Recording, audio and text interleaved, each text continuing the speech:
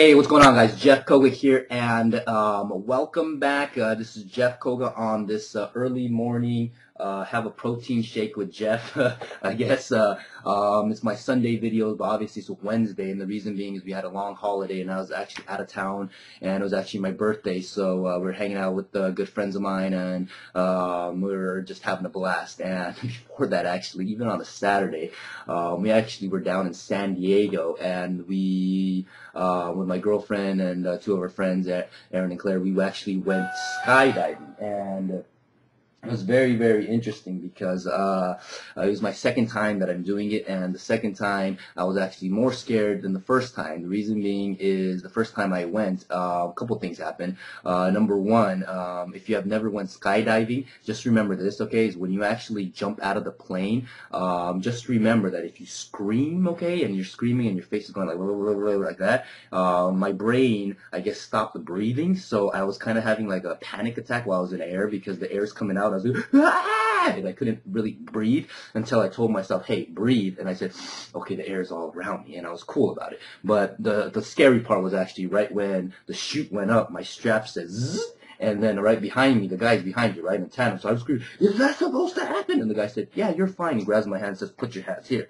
So I'm holding it, and, I went down until I realized I don't think that's supposed to happen right when I landed on the floor. So, but anyways, that happened, so I was kind of really scared. And then on top of that, we were supposed to jump like months and months ago, but every single time we tried to jump, the weather was bad, right? So the weather was bad, literally 3 times in a row. The weather was bad, and they said, sorry, don't come down. So I was just like, the man above probably does not want me to jump at all, and that's why I was really scared shitless than the first time. So, but luckily enough, we got on the plane, we did it, and we survived. Obviously, I'm still standing here, and had a blast. It was the first time for my girl and her friend, so it was an awesome time. And then we actually took the plane down from San Diego all the way to Vegas, and partied it up. So awesome time, and thank you for all the folks that actually wish me a happy birthday. So appreciate it.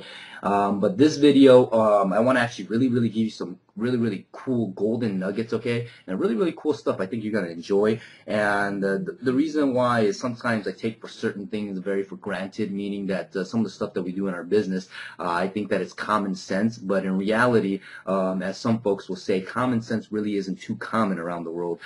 So I like to give these golden nuggets out, and the 3 things that I'm going to cover is competitive intelligence. Why is because I went over a video on Flippinese TV, it's YouTube Tuesday that I always release for our company, and this is more of a video blog, but I talked about what we do as a competitive intelligence. So I'm going to go in more details on that, kind of piggyback off that video.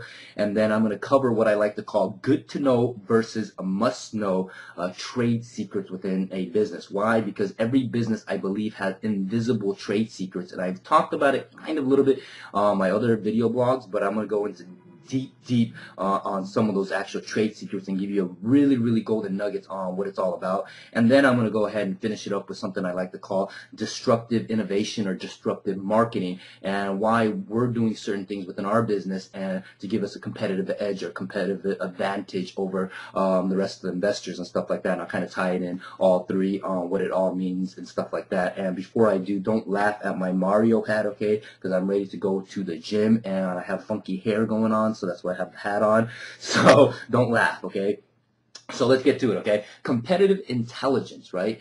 And if I keep on looking down, okay, it's because I put little jots and notes. Why? Because these are really golden nuggets. So competitive intelligence I talked about on Flippinese TV was a property we were looking at in Southgate.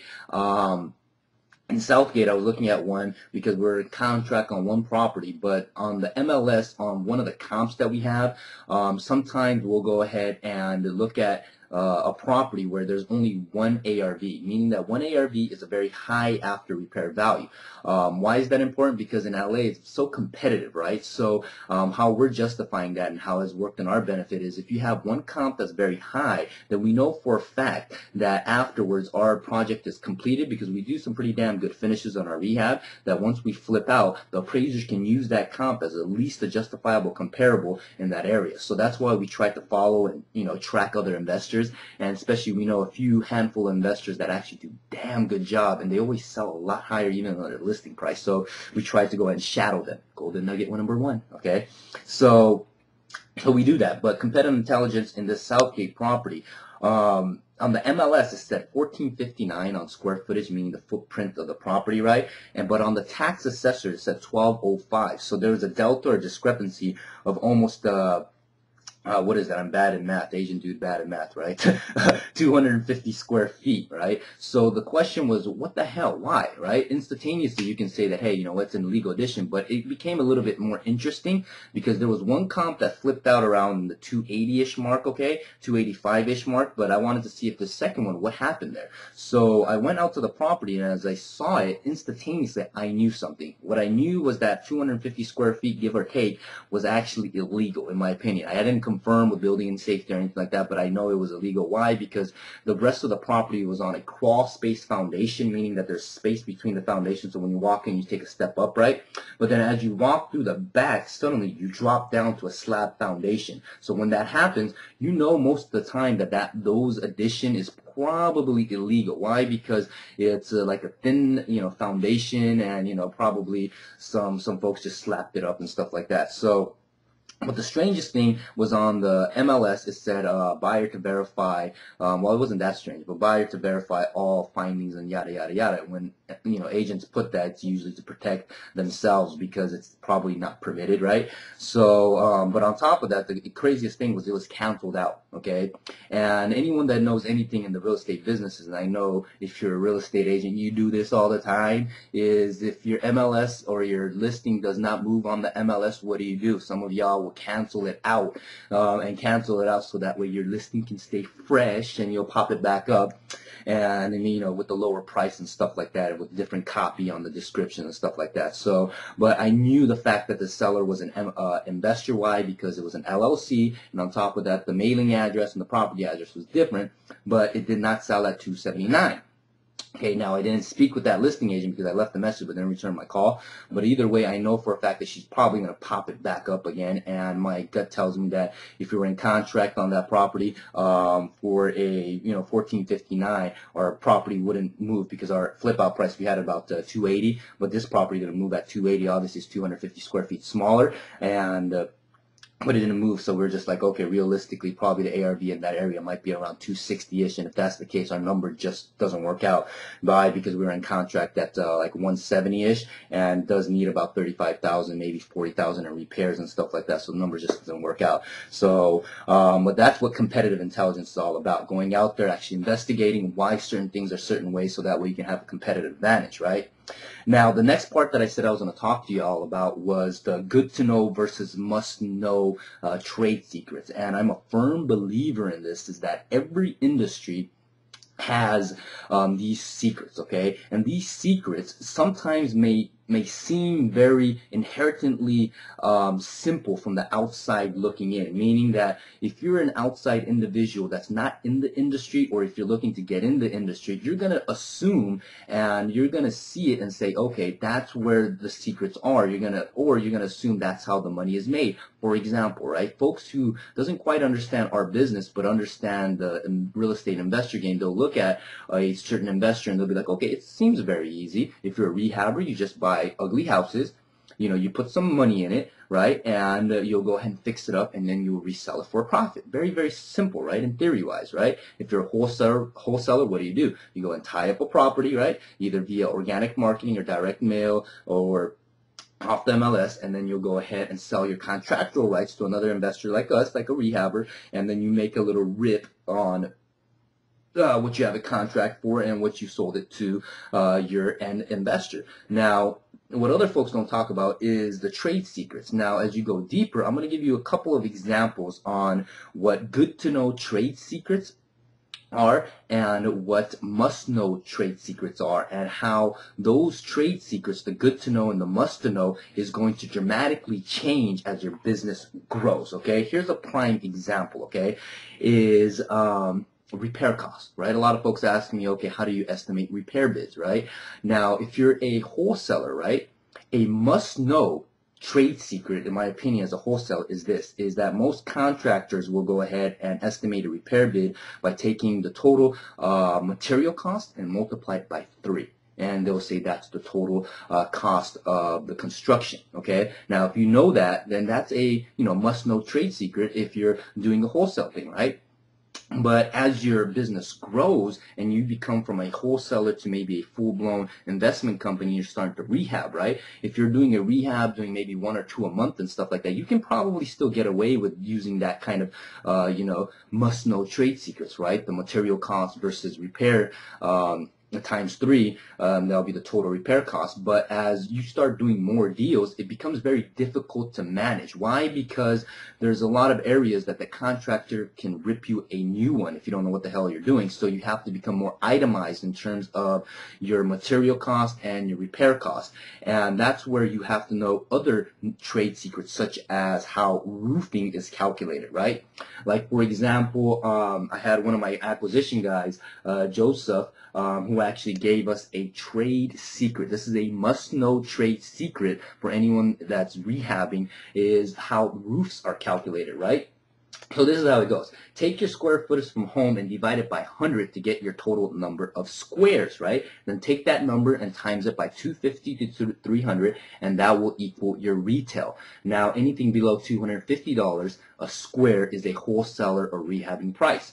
And then also just know that you're going to have several layers to re-roof, meaning that if you look at a property and you're investigating a property, if the roof has like 3 layers, that's the maximum layers on composite shingle that you can have, okay? If it has 4 layers, most likely that needs to be ripped off and needs to be fixed, okay? So those are some of the things. So, and on top of that, if you're going to rip it off, the quote, they're going to charge anywhere from $25 to $30 square per layer. So if you wanted to break it down in phases of your construction, you may want to have your demo crew rip the whole thing off before you actually have your roofing guy come out there. So those are little golden nuggets. So do you see what I mean by good to know versus must know trade secrets? So if you're doing like 20 rehabs, you want to make sure you control your budgets and stuff like that. Otherwise, you're going to blow through your budget. So those are little trade secrets that you have to know.